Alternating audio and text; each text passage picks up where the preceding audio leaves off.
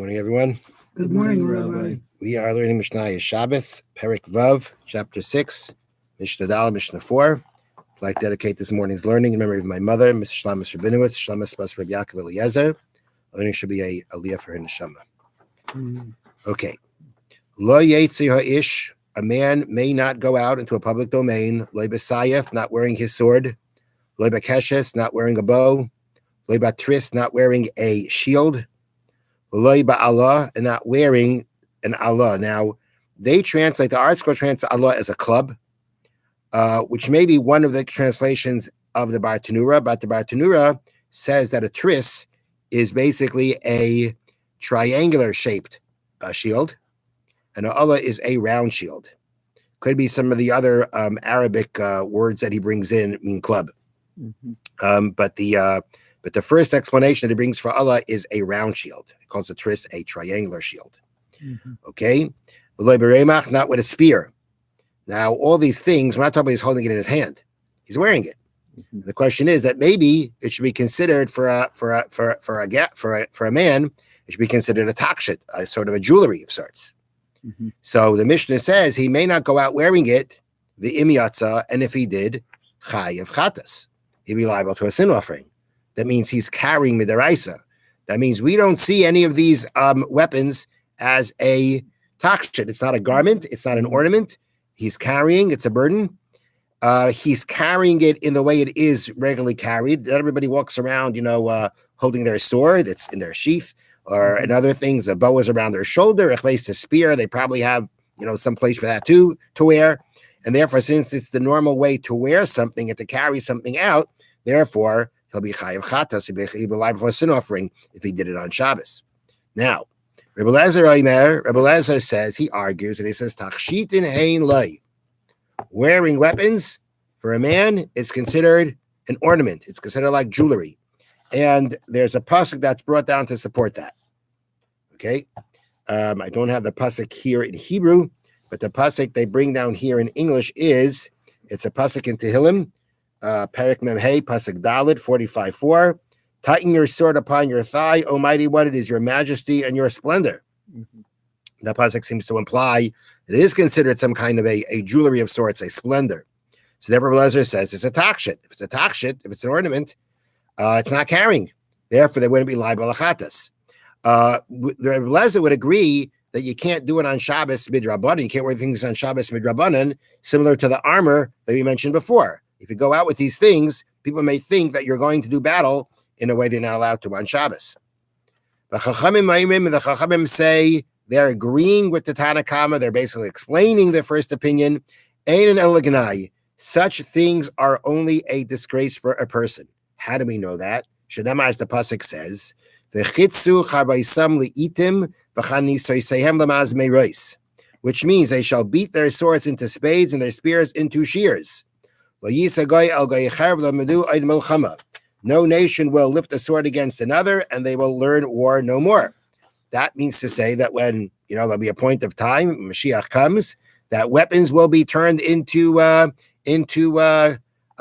tools. So according to the Chachamim, if the point really is that we're hoping for a point of time that we won't have any more weapons, then you wouldn't call a weapon now jewelry and ornamentation, and therefore you would not be. You would be, if you would wear them into the street, you would be transgressing a Torah prohibition, and you would be liable for achatas, for a sin offering. Next case, completely different case. Biris tahira v'yetzim ba b'Shabbos. A biris, they call this a garter, Garter. It's basically something a woman wears to hold up her stockings. So we say, and without them, the stockings would fall down. So biris tahira, that garter is tahira. That means it is not susceptible to tumah. It is not considered a garment. It's not considered a garment. First of all, it's not considered a takshit. It's not considered any kind of jewelry.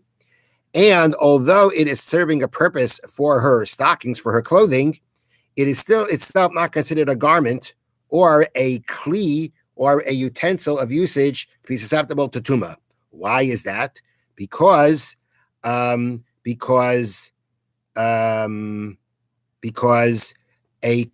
garment or a kli a garment to be susceptible to tumah is only when it benefits the person wearing it. It's benefiting the person. This garter is benefiting the stocking that benefits the person. And therefore, it's not the kind of garment that is susceptible to tumah. But the Yitzim of Shabbos, you could wear it on Shabbos because number one, you're wearing it, right? It's worn. It's worn the way it's supposed to be worn. It's there to keep the stocking up. That means it's there for your clothing. Therefore, there's no problem if it's not going to be considered any kind of burden regarding Shabbos. And you can take it, you can wear it out on Shabbos.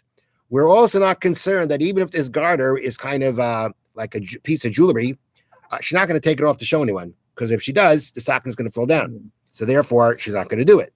So it's considered a garment. It's not carrying. And there's no concern. She's going to take it off and show it and then land up carrying it in the public domain. However, kavalim means chains. Now, these chains were worn by young women in order to make sure that their strides were not made too wide, which could cause them to lose their, virginity. It could damage her hymen when she spreads her legs too far. So therefore, and that means that could make her lose her virginity, her virgin blood. And therefore, what they did is that when they were wearing these things around the stockings, right, they attached this chain in between the two garters to make sure that she doesn't take her steps too wide. So we say kavalim, these chains, tameim, they are susceptible to tumah. They are called a kli tashmish. They're a utensil for usage. What kind of usage? To protect the girl's body, right? And it's considered a benefit for her, not for something else that benefits her. It's a benefit for her. It's a benefit for the person itself. Therefore, they are susceptible to tumah. But you cannot go out wearing them on Shabbos. Why is that? Not because of the fact that it doesn't say if she did, she'd be chayiv achatas. Really, it's not considered a burden. Again, it's there to protect her, and therefore to take care of her. Therefore, it's not considered a burden. Nonetheless, it was an ornament. They used to make them out of gold for some reason, and we're concerned that she will take it off and show it to a friend, because if she takes off the chain, the garter is still there. So the stocking is not going to be affected. It's just that she's going to take off the chain to show it to someone. Well, we're afraid if she takes off the chain to show it to someone, she's going to carry it in a public domain on Shabbos, and therefore she cannot go out wearing that chain on Shabbos. Have a wonderful day. Have a good day, Rabbi. Thank you, Rabbi.